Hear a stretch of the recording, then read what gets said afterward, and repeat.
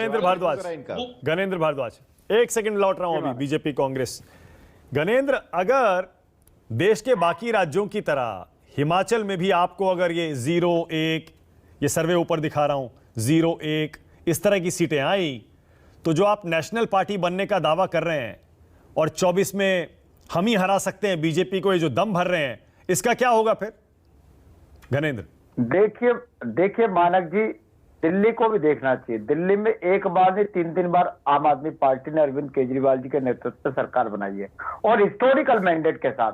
आज तक किसी भी राज्य में किसी पॉलिटिकल पार्टी को इतना बड़ा मैंडेट नहीं मिला कि 70 में से 67 सीटें मिली, 70 में से 62 सीटें मिली, पंजाब में 92 सीटें। ये आम आदमी पार्टी का इतिहास है। और जब दिल्ली में हम चुनाव लड़ रहे थे, जब हम पंजाब में चुनाव लड़ रहे थे, किसी सर्वे में ये नहीं बता रहे थे कि आम आदमी पार्टी की सरकार बन रही है, क्योंकि हम सर्वों में नहीं आते, हम सीधा और सरकार में आते। ऐसा आम आदमी पार्टी का ट्रैक रिकॉर्ड रहा है, आप देख लेना। यही तो सुरेंद्र राजपूत कह रहे थे अभी, हम भी सर्वे नहीं आते, हम सीधे सरकार में आते। देखिए, हाँ, रही बात जिस तरीके से आपने कहा, निश्चित तौर पर हिमाचल के लोगों के पास, आपने अपने ओपनिंग रिमार्क पे भी कहा और हमारे जो जर्नलिस्ट साथी है उन्होंने भी कहा कि हिमाचल के लोगों के पास पहले विकल्प नहीं था। हिमाचल के लोग कांग्रेस से दुखी होकर भारतीय जनता पार्टी को सत्ता देते थे और भारतीय जनता पार्टी से परेशान होकर कांग्रेस को सत्ता में देते थे। अब आम आदमी पार्टी के रूप में एक ईमानदार राजनीति का विकल्प हिमाचल के लोगों को। हिमाचल में कहां आप विकल्प है? आपने तो चुनाव ही नहीं लड़ा हिमाचल में, आपके नेता गए ही नहीं वहां पर प्रचार करने के लिए।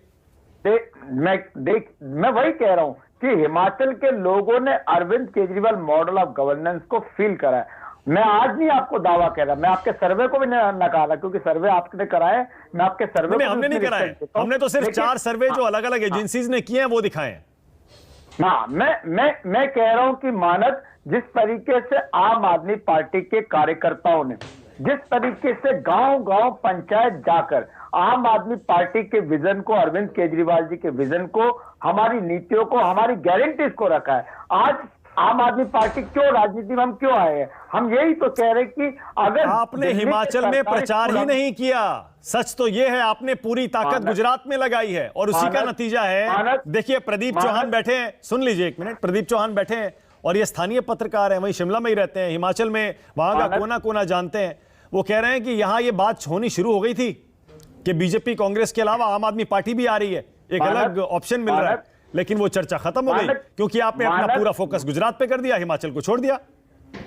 मानक, मैं किसी को चैलेंज नहीं कर रहा, मैं किसी को गलत नहीं ठहरा रहा। मैं कह रहा हूं कि हमारे कार्यकर्ताओं ने हिमाचल की सभी 68 विधानसभाओं में गांव-गांव, घर-घर, पंचायत जाकर आम आदमी पार्टी के विजन को, अरविंद केजरीवाल जी के विजन को, और जो अरविंद केजरीवाल जी ने हिमाचल के लोगों को गारंटी दी है, हमने उसको रखा है। भारतीय जनता पार्टी, कांग्रेस का राजनीतिक दिवालियापन आप इस बात से अंदाजा लगा सकते हैं, इनका हिमाचल को लेकर कोई विजन नहीं है। अरविंद केजरीवाल जी ने कहा कि हम हिमाचल में जाएंगे, 300 यूनिट बिजली फ्री देंगे।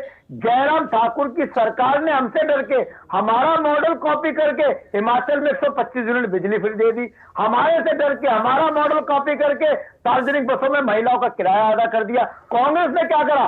सारी आम आदमी पार्टी ने जो गारंटी दी थी, जो अरविंद केजरीवाल की गारंटी, वही गारंटी इनके मैनिफेस्टो में है। 300 यूनिट बिजली, हमने कहा 300 यूनिट, ये कह रहे 300 यूनिट। हमने कहा हर महिला के खाते में 1000 रुपए, ये कहते जी नहीं 1500 रुपए देंगे। आम आदमी पार्टी से डर के, देखिए इसी से आप अंदाजा लगा सकते हो, अगर आम आदमी पार्टी का डर कांग्रेस और भारतीय जनता पार्टी के दिमाग में नहीं होता तो ये हमारा मॉडल कॉपी ना करते। हम हिमाचल के लोगों को हमने यही कहा है कि इनका तो नकली मॉडल है, इन्होंने 75 साल देश में राज करा, आज तक बिजली फ्री नहीं दी। मैंने जिस दिन भूपेश बघेल ने मैनिफेस्टो रिलीज करा, मैंने बोला भूपेश बघेल जी आप छत्तीसगढ़ में ये कर दो, हम मान लेंगे कि हिमाचल में भी करोगे 300 यूनिट बिजली। छत्तीसगढ़ वालों ने क्या कसूर करा भाई कांग्रेस की सरकार बना के?